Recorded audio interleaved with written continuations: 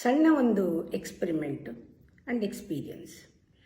ಆಹಾರದಲ್ಲಿ ನಿಮ್ಮ ಆಹಾರವನ್ನು ಸೇವಿಸುವಾಗ ಪರೀಕ್ಷೆ ಮಾಡಿ ಅದರ ಗುಣನ. ತಮಸ್ಸಿನ ಆಹಾರವನ್ನು ನಿಲ್ಲಿಸಿ. ನಾವು ಯಾವ ಕ್ಷಣದಲ್ಲಿ ಆ ತಮ ಗುಣ ಇರೋ ಆಹಾರವನ್ನು ನಿಲ್ಲಿಸಿ ಸತ್ವ ಗುಣ ಇರೋ ಆಹಾರಕ್ಕೆ ಬದಲಾಯಿಸ್ತೀವಿ,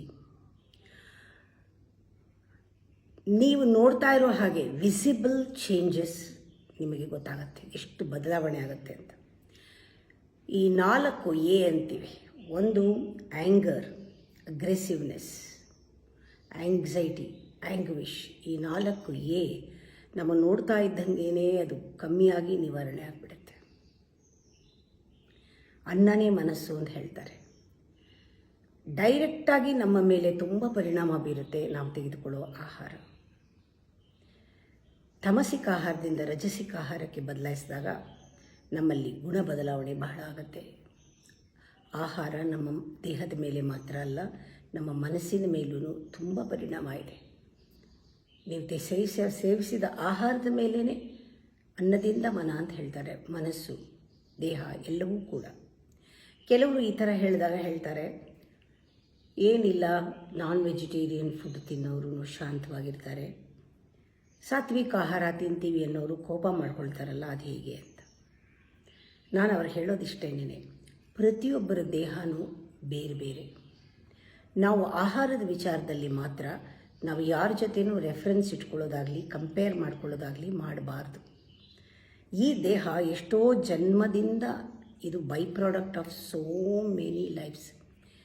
ಇದು ನಮ್ಮ ದೇಹ is just accumulation of food. ನಮ್ಮ ಗುಣ, ದೇಹದ ಗುಣ ನಮ್ಮ ಆಹಾರದ ಮೇಲೇ ಬೆಳೆಸ್ಕೊಂಡು ಬಂದಿರ್ತೀವಿ. ನಾವು ಒಂದೇ ಆಹಾರ ತಿಂದರೂ 5 ಜನಕ್ಕೂ ಬೇರೆ ಬೇರೆ ಪರಿಣಾಮಗಳು ಬೀರುತ್ತೆ. ವಾತ, ಪಿತ್ತ, ಕಫದ ಒಂದು ಪ್ರಮಾಣವೇ ಬೇರೆ ಬೇರೆ ಇರುತ್ತೆ. ಅದರಿಂದ ನಾವು ಕಂಪೇರ್ ಮಾಡ್ಕೊಳ್ಳೋಕ್ಕಾಗಲ್ಲ. ಇದನ್ನು ಎಕ್ಸ್ಪೆರಿಮೆಂಟ್, ಅದಕ್ಕೆ ಹೇಳಿದೆ ಎಕ್ಸ್ಪೆರಿಮೆಂಟ್ ಆ್ಯಂಡ್ ಎಕ್ಸ್ಪೀರಿಯನ್ಸ್ ಅಂತ. ನೀವು ತೆಗೆದುಕೊಳ್ಳಿ, ತಮಸ್ಸು ಬಿಡಿ, ಸಾತ್ವಿಕ ಆಹಾರ ತೆಗೆದುಕೊಳ್ಳಿ. ಮುಂಚೆ ನಾನು ಹೇಗಿದ್ದೆ, ಸಾತ್ವಿಕ ಆಹಾರ ತೆಗೆದುಕೊಂಡಾದಮೇಲೆ ನಾನು ಯಾವ ರೀತಿ ಬದಲಾವಣೆ ಆಗಿದ್ದೀನಿ, ಅದು ಪರ್ಸನಲ್ಲಾಗಿ ನಮಗೆ ಗೊತ್ತಾಗುತ್ತೆ. ಈ ಎಕ್ಸ್ಪೆರಿಮೆಂಟ್ ಬೇರೆಯವ್ರ ಮೇಲೂ ಮಾಡೋದಲ್ಲ, ಬೇರೆಯವ್ರ ಜೊತೆ ನಾವು ಅದನ್ನು ರೆಫರ್ ಮಾಡ್ಕೊಂಡು ನೋಡ್ಕೊಳ್ಳೋದು ಅಲ್ಲ. ಹಾಗೆ ಅದು ನಮ್ಮನ್ನು ನಾವೇ ನೋಡ್ಕೊಳ್ಬೇಕು. ಈಗ ನಾನ್ ವೆಜಿಟೇರಿಯನ್ ಫುಡ್ ತಗೊಳ್ತಾ ಇರ್ತೀರ, ತಾಮಸಿಕ ಆಹಾರ ಅದು. ಆಗ ನೀವು ಕೋಪ ಮಾಡ್ಕೊಳ್ತಾ ಇರ್ತೀರ ತುಂಬ. ಅದನ್ನು ಬಿಡಿ, ಸಾತ್ವಿಕ ಆಹಾರ ತಗೊಳ್ಳಿ, ಕೋಪ ಕಮ್ಮಿ ಆಗುತ್ತೆ. ಕೋಪ ಇಲ್ಲ, ನಾನು ಶಾಂತವಾಗಿ ಇದ್ದೀನಿ, ನಾನು ನಾನ್ ವೆಜಿಟೇರಿಯನ್ ತೊಗೊಂಡ್ರು ಶಾಂತವಾಗೇ ಇದ್ದೀನಿ, ನಂಗೆ ಕೋಪ ಇಲ್ಲ ಅಂದ್ಕೊಂಡ್ರೆ ನೀವು ಬದಲಾಯಿಸಿ. ಕೋಪ ಇಲ್ಲದೆ ಇರೋರು ಈಗ ತಾಮಸಿಕ ಆಹಾರದಿಂದ ಸಾತ್ವಿಕ ಆಹಾರಕ್ಕೆ ಬನ್ನಿ, ನೀವು ಸಂತರೆ ಆಗಿಬಿಡ್ತೀರ. ಯಾಕೆ ಅಂದರೆ ಕೋಪ ಇರಲ್ಲ, ಒಳಗಡೆ ಫಿಯರ್ ಇರುತ್ತೆ, ಡಿಫ್ರೆಂಟ್ ಫಾರ್ಮ್ಸ್. ನಾವು ಶಾಂತವಾಗಿದ್ದಂಗೆ ಕಾಣುತ್ತೆ, ಒಳಗಡೆ ಇರೋದೇನು ಭಯ, ಫಿಯರ್, ಮಿಸ್ರಿ, ಒಳಗಡೆ ನಮಗೆ ಇನ್ಸೆಕ್ಯೂರಿಟಿ. ಇದರಿಂದ ನಮಗೆ ಎಮೋಷನಲ್ ಇಂಬ್ಯಾಲೆನ್ಸ್ ಇರುತ್ತೆ, ನಮಗೆ ಒಂದು ಇದಿರಲ್ಲ, ಸ್ಟೆಬಿಲಿಟಿ ಇರಲ್ಲ. ಇದೆಲ್ಲನೂ ಕೆಲವೆಲ್ಲ ವೀಕ್ನೆಸ್ ಇರುತ್ತೆ. ಇದನ್ನೆಲ್ಲನೂ ಸರಿಪಡಿಸ್ಕೋಬೋದು ನಾವು. ನೋಡಿ, ಆಹಾರ ನೀವು ಯಾವ ರೀತಿ ಸೇವನೆ ಮಾಡ್ತೀರ, ಹೋಲ್ ಫುಡ್ ತಗೊಳ್ಬೇಕು. ಅದರಿಂದ ಏನು ತೆಗೆದುಹಾಕೋದು ಅಲ್ಲ, ಅದರಿಂದ ಏನು ಆ್ಯಡ್ ಮಾಡೋದು ಇರಲ್ಲ. ಅಷ್ಟು ಚೆನ್ನಾಗಿರುತ್ತೆ. ಇದಕ್ಕೆ ನಾವು ಜನರಲೈಸ್ ಮಾಡ್ಕೊಂಡು ಹೋಗಬಾರ್ದು. ನಮ್ಮ ಎಕ್ಸ್ಪೀರಿಯನ್ಸ್ ಏನಿದೆ ಅದೇ ನಮ್ಮ ಎಕ್ಸ್ಪೆರಿಮೆಂಟಿಂದ ಆಗುವಂಥದ್ದು ಮಾತ್ರ ನಾವು ತೆಗೆದುಕೊಳ್ಬೇಕು. ಇವಾಗ ಹೇಗೆ ಅಂದರೆ, ಆಹಾರ ಕೂಡ ಪ್ರಿಪೇರ್ ಮಾಡುವಾಗ ಒಂದು ದೊಡ್ಡ ಪೂಜೆ ಥರ. ಒಂದು ಹೋಮದಲ್ಲಿ ಯಾವ ರೀತಿ ನಾವೆಲ್ಲ ಇಂಗ್ರೀಡಿಯೆಂಟ್ಸ್ನ, ಇಂತಿಂಥ ಹೋಮಕ್ಕೆ ಇಂತಿಂಥ ಇಂಗ್ರೀಡಿಯೆಂಟ್ಸ್ ಅಂತ ಬೇರೆ ಬೇರೆ ಇದೆ, ಆ ರೀತಿ ಇಟ್ಟು ಅಗ್ನಿನಲ್ಲಿ ಅದನ್ನು ಆಹುತಿಯನ್ನು ಕೊಡ್ತೀವಲ್ಲ, ಅದೇ ರೀತಿ ಯಾರಿಗೆ ಅಡುಗೆ ಮನೆಯಲ್ಲಿ ಅಡುಗೆ ಮಾಡ್ತಾರೋ ಅವರು ಪೂಜಾರಿ ಥರ. ನಿಷ್ಠೆ ಇರೋ ಪೂಜಾರಿ ಯಾವ ರೀತಿ ಎಷ್ಟು ಡಿಸಿಪ್ಲಿನ್ ಆಗಿ ಎಲ್ಲ ನೋಡ್ಕೊಳ್ತಾನೆ, ಆ ರೀತಿ ಆಹಾರದ ಬಗ್ಗೆ ಅವರಿಗೆ ಅರಿವಿರುತ್ತೆ. ಯಾವ ಪದಾರ್ಥ ಹಾಕಿದ್ರೆ ದೇಹಕ್ಕೆ ಒಳ್ಳೆಯದು, ಚೆನ್ನಾಗಿ ರುಚಿಗಿಂತ ದೇಹಕ್ಕೆ ಒಳ್ಳೆಯದು, ಮನಸ್ಸಿಗೆ ಒಳ್ಳೆಯದು, ನಮ್ಗೆ ಯಾವ ಆಹಾರ ಸಂಸ್ಕಾರವನ್ನು ಕೊಡುತ್ತೆ ಅದು ಗೊತ್ತಿರುತ್ತೆ ಅವರಿಗೆ. ತುಂಬ ಮುಖ್ಯ, ಅಡುಗೆ ಮಾಡೋರು ತುಂಬ ಮುಖ್ಯ. ಅವ್ರು ಅಡುಗೆ ಮಾಡ್ತಾ ಇದ್ದಾಗಲೂ ಕೂಡ ಅವ್ರು ಯಾವ ರೀತಿ ಚಿಂತೆ ಮಾಡಬಾರ್ದು, ಯಾವ ರೀತಿ ಫೋನ್ನಲ್ಲಿರೋದಾಗಲಿ, ಬೇರೆಯವ್ರ ಜೊತೆ ಮಾತಾಡ್ತಿರೋದಾಗಲಿ, ಯಾವುದೋ ಒಂದು ಪ್ರಾಬ್ಲಮ್ನ ಸಮಸ್ಯೆನ ಡಿಸ್ಕಸ್ ಮಾಡೋದಾಗಲಿ ಏನೂ ಮಾಡಿಕೊಡು. ಅವರು ವ್ರತದ ಹಾಗೆ ಮಾಡಬೇಕು.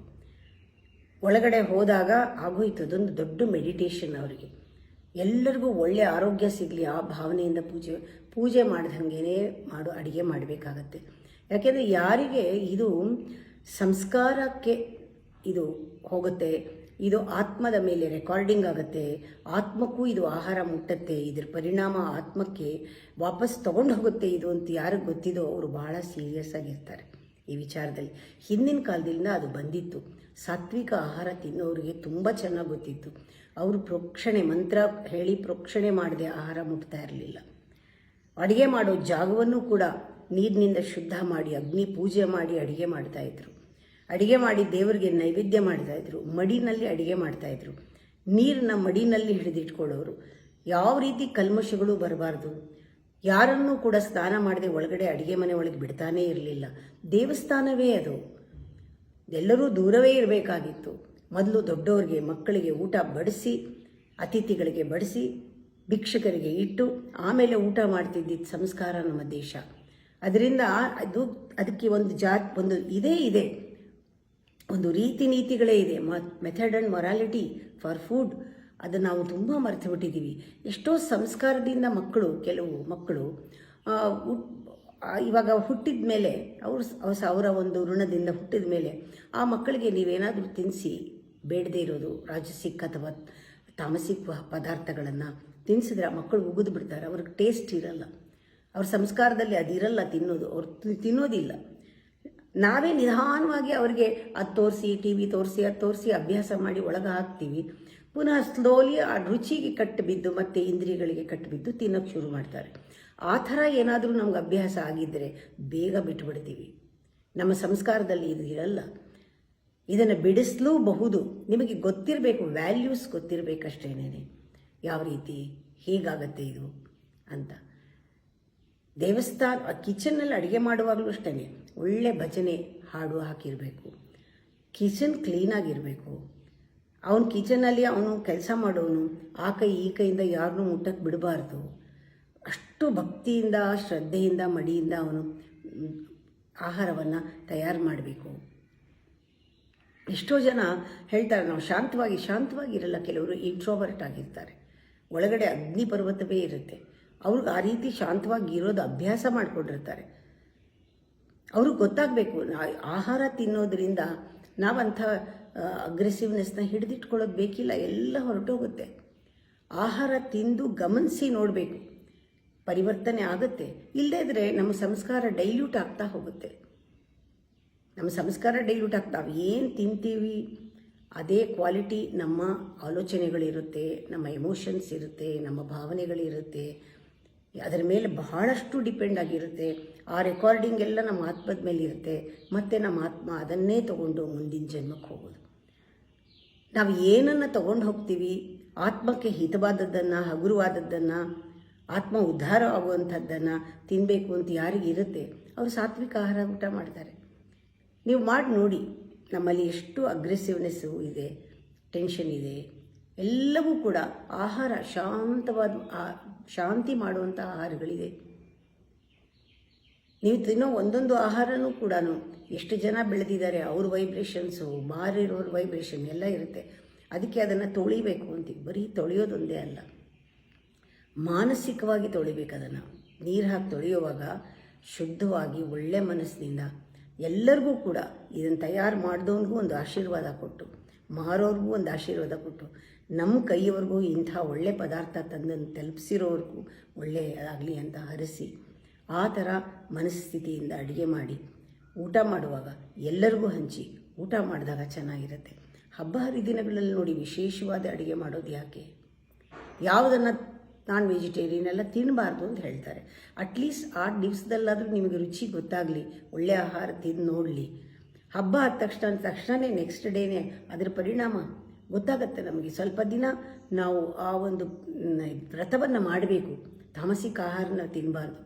ಕೆಲವು ಸೀಸನ್ ವೈಸ್ ನಾವು ಊಟ ಮಾಡ್ತೀವಿ. ಸೀಸನ್ನಲ್ಲಿ ಏನು ಸಿಗುತ್ತೋ ಅದು ಮಾತ್ರ. ಕೆಲವು ಸತಿ ಹಬ್ಬ ಎಲ್ಲ ಆದಮೇಲೆ ಹಬ್ಬದಲ್ಲಿ ನಾವು ಕೆಲವು ಸತಿ ಪ್ರತಿನಿತ್ಯ ಯೂಸ್ ಮಾಡದೇ ಇರೋ ಪದಾರ್ಥಗಳನ್ನ ಯೂಸ್ ಮಾಡ್ತೀವಿ. ಅದ್ರ ರುಚಿನೂ ಅದರದ್ದು ಒಂದು ಭಾಗ ನಮ್ಮ ದೇಹಕ್ಕೆ ಬೇಕು ಪರಿಪೂರ್ಣವಾಗಬೇಕಾದ್ರೆ ಅಂತ. ಕಡಲೆಬೇಳೆನ ಜಾಸ್ತಿ ಯೂಸ್ ಮಾಡಲ್ಲ ಪ್ರತಿನಿತ್ಯ.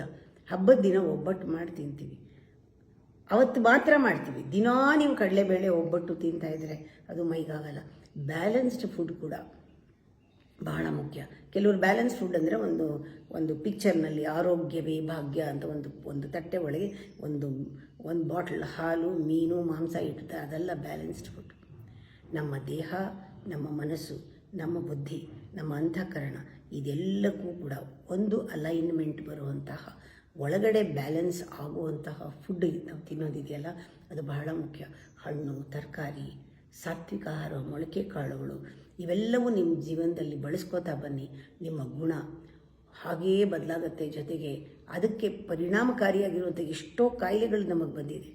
ತಾಮಸಿಕ ಆಹಾರ ತೆಗೆದುಕೊಂಡು ಅಡಲ್ಟ್ರೇಟೆಡ್, ಅದರ ಜೊತೆಗೆ ಮೊದಲೇ ತಾಮಸಿಕ್, ಅದರ ಜೊತೆ ಅಡಲ್ಟ್ರೇಟೆಡ್, ಅದರ ಜೊತೆಗೆ ಒಳ್ಳೆ ವೈಬ್ರೇಷನ್ ಇಲ್ಲ, ಅದರ ಜೊತೆಗೆ ಸ್ಟೀಲ್ ಫುಡ್ಡು, ಅದರ ಜೊತೆಗೆ ಎಲ್ಲ ಜಂಕ್ ಫುಡ್ಡು, ಏನೇನನ್ನು ನಾವು ಹಾಕ್ಕೊಳ್ತೀವಿ. ಅನ್ಕೋಬೇಕು ಊಟ ಮಾಡೋದು ಕೂಡ ಒಂದು ಹೋಮ ಇದ್ದ ಹಾಗೆ. ಹೋಮದಲ್ಲಿ ನೋಡಿ ನಾವು ಯಾವುದು ಸೀಮೆಎಣ್ಣೆ ಹಾಕಿ ಉರಿ ಹಾಕಲ್ಲ, ಅದನ್ನು ಒಂದು ರೀತಿ ತುಪ್ಪ ಹಾಕಿ, ಕೆಲವು ಅದಕ್ಕೊಂದು ಸಾಮಗ್ರಿಗಳಿರುತ್ತೆ ಅದನ್ನೇ ಹಾಕ್ತೀವಲ್ಲ, ಹಾಗೆ ಒಂದು ದೊಡ್ಡ ಅಗ್ನಿಗೆ ಇದು ಆಹುತಿ ಆಗುತ್ತೆ ನಮ್ಮೊಳಗಡೆ, ಜಠರಾಗ್ನಿಗೆ. ದೇವತೆಗಳು ಅದನ್ನು ತಗೊಳ್ತಾರೆ ಆಹಾರವನ್ನು, ಪಿತೃಗಳು ಸೇವಿಸ್ತಾರೆ, ಎಲ್ಲರಿಗೂ ತಲುಪತ್ತೆ ನಾವು ಊಟ ಮಾಡೋ ಆಹಾರ. ಈ ರೀತಿ ಹೋಮ ಅಂದ್ಕೊಂಡು ಊಟ ಮಾಡಿದವ್ರಿಗೇನೆ ನಿಜವಾದ ಅನ್ನದಾನದ ಒಂದು ಮಹತ್ವ ಕೂಡ ಗೊತ್ತಾಗೋದು, ಸೂಕ್ಷ್ಮತೆ ಗೊತ್ತಾಗೋದು. ಎಲ್ಲದರಲ್ಲೂ ಅವೇರ್ನೆಸ್ ಬರಬೇಕು. ಬರೀ ಫುಡ್ ಅವೇರ್ನೆಸ್ ಅಂದರೆ ಡಯಟ್ ಇದು ಬಿಡು ಅದು ತಗೋ ಅಂತಲ್ಲ. ಯಾಕೆ ಬಿಟ್ಟಿದ್ದೀನಿ, ಯಾಕೆ ತೊಗೊಳ್ತಾ ಇದ್ದೀನಿ, ಏನನ್ನು ಬಿಡಬೇಕು, ಏನನ್ನು ತೊಗೊಳ್ತಾ ಇದ್ದೀನಿ, ಅದು ಬಹಳ ಮುಖ್ಯ. ಗಮನಿಸಿ ನೋಡಿ, ನೀವು ಎಕ್ಸ್ಪೆರಿಮೆಂಟ್ ಮಾಡಿ, ಎಕ್ಸ್ಪೀರಿಯನ್ಸ್ ಮಾಡಿ. ಒಂದು ಸ್ವಲ್ಪ ದಿನದಲ್ಲೇ ನಿಮಗೆ ಗೊತ್ತಾಗುತ್ತೆ ಎಷ್ಟು ವ್ಯತ್ಯಾಸ ಇದೆ ಗುಣದಲ್ಲಿ ಅಂತ.